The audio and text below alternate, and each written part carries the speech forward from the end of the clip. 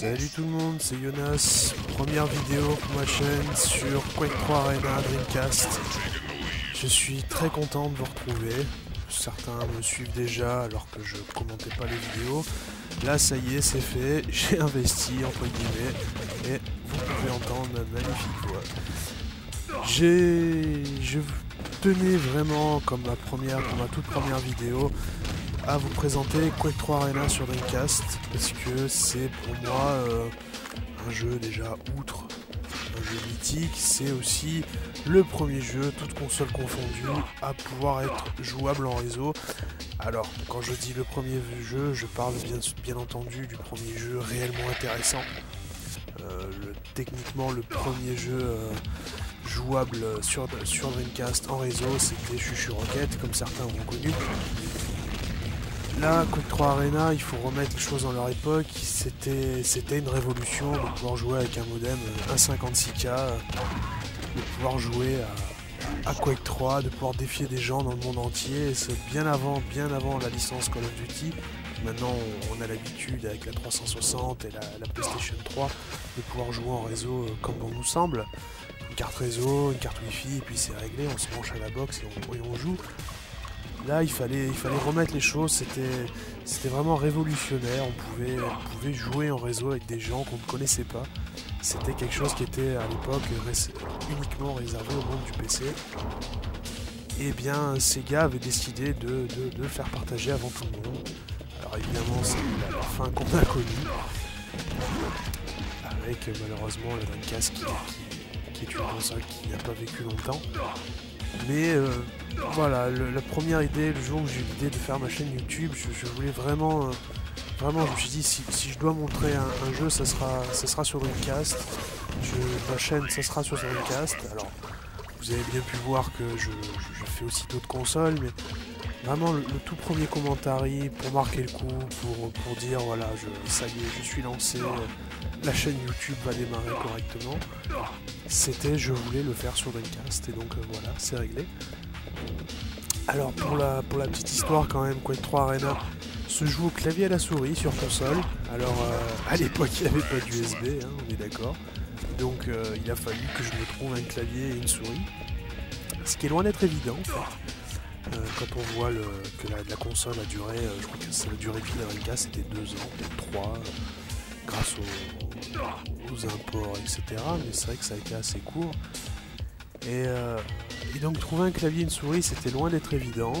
Surtout que bon là j'ai réussi à trouver une souris neuve heureusement, mais c'est les souris à boules encore, donc c'est un peu choquant. Si vous voyez que ma souris bloque des fois, c'est que j'ai pas de tapis de souris. Voilà, comme ça par exemple. Allez, et puis et je me fais allumer, donc il en profite. Donc une bonne vieille souris à boules, les plus jeunes d'entre vous ne connaîtront pas. C'est normal. C'était... faut même pas en parler tellement c'était nul ce système. Heureusement que maintenant on a les souris optiques quand même. Et donc comme vous pouvez le voir, je suis pas un excellent joueur à quoi je n'ai même jamais été.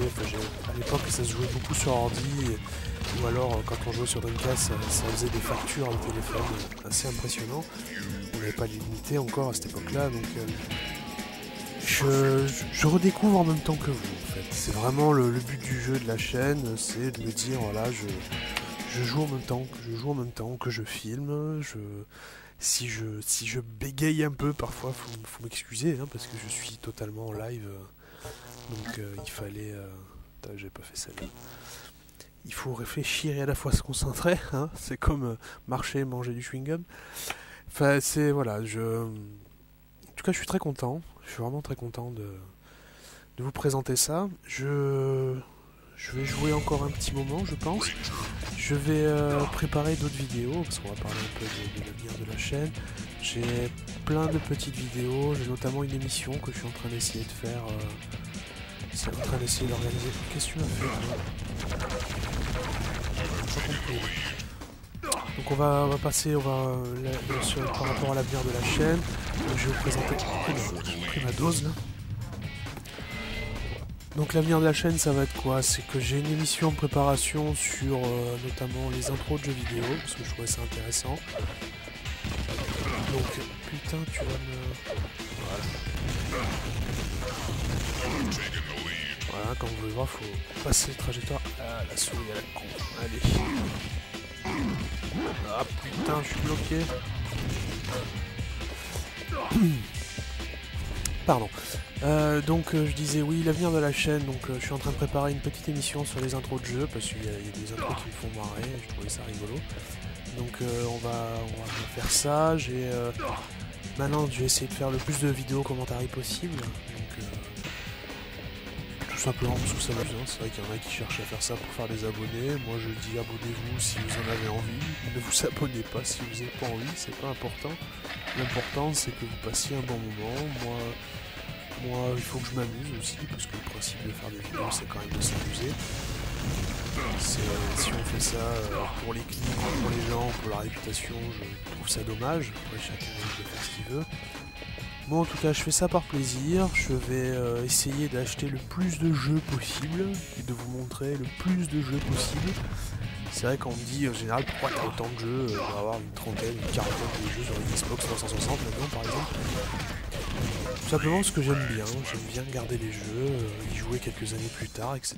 Et voilà, le but de ma chaîne, ça s'est fait tout seul, quoi. C'était vraiment de dire, tiens, mais finalement, j'aime bien collectionner les jeux, parce que je pourrais pas en faire profiter aux gens qui connaîtront peut-être pas, quoi. C'est vrai qu'on a beaucoup de joueurs aujourd'hui qui se retournent vers le rétro grâce à des émissions comme le JDG, etc. Aujourd'hui, le rétro reste assez inaccessible pour certains budgets. Quand on voit le prix d'une Super NES par exemple, on rigole, quoi. Donc c'est pour ça que je me dis, tant qu'à faire, peut-être qu'il y a des choses que vous ne connaîtriez pas et que vous avez envie de découvrir, ben je vais dire, voilà, je vais faire ça pour vous. Je vais vous présenter, si je vois un petit jeu qui est intéressant. Alors là, ma prochaine console, j'aimerais bien me reprendre, c'est une PlayStation 1. Voilà, si vous avez des idées, envoyez-moi des messages, s'il y a un truc que vous connaissez pas. Voilà, là j'ai aussi une Nintendo 64, alors il faut que je récupère les câbles composites pour la carte d'acquisition. Il faut que j'ai une GameCube, j'ai commencé à acheter tous les Resident Evil. Donc je vais vous présenter, parce que beaucoup de gens pensent que Resident Evil ça a démarré avec le 4.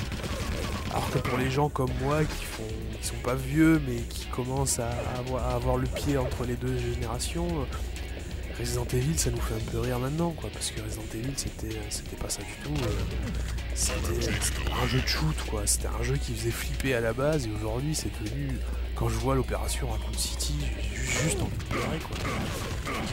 Qu'est-ce qu'elle est devenue la licence? Alors c'est pour ça je vais vous préparer parce que j'ai un peu galéré pour trouver tous les câbles qu'il fallait pour la Dreamcast, pour faire les choses en règle, quoi, hein, tout simplement. C'est lui, voilà.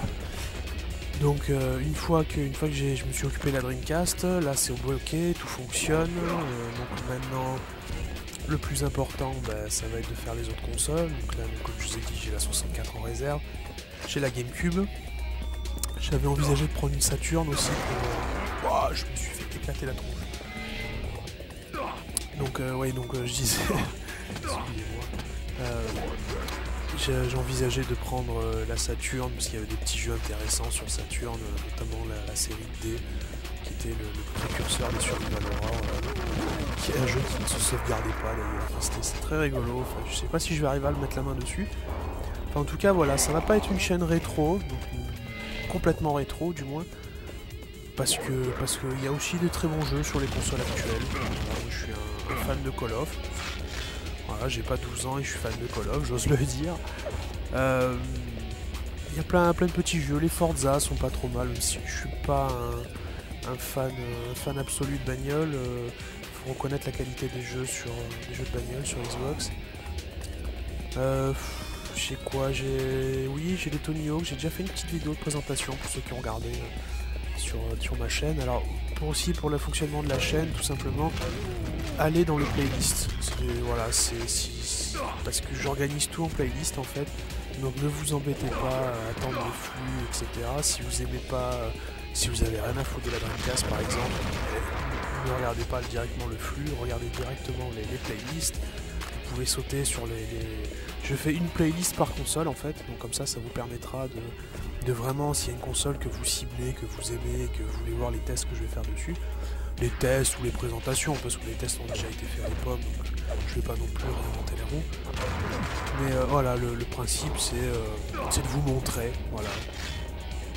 On va dire ça, quoi. C'est refaire des représentations, faire redécouvrir des jeux qui ont été oubliés maintenant, qui coûtent parfois, des fois pas très cher, des fois très cher. Je pense notamment à Power Stone, pour ceux qui connaissent sur Dreamcast. Je vais essayer de le choper, parce que ça c'est un jeu que personne connaît de nos jours, et c'est juste un scandale, tellement c'était marrant comme jeu. Donc voilou, je pense avoir tout dit. Désolé si c'est pas parfait, parce que c'est un peu compliqué en fait. Je voulais pas dire trop d'âneries et en même temps essayer d'être le plus explicite possible sans être trop ennuyeux. Donc voilà, je pense qu'on va finir sur les derniers frags. Ah bah voilà, il en reste qu'un. Allez, viens ma cocotte. Ah, t'es là. Allez. Oh putain, pour le lol, voilà. Fallait qu'elle en mette un et c'était maintenant.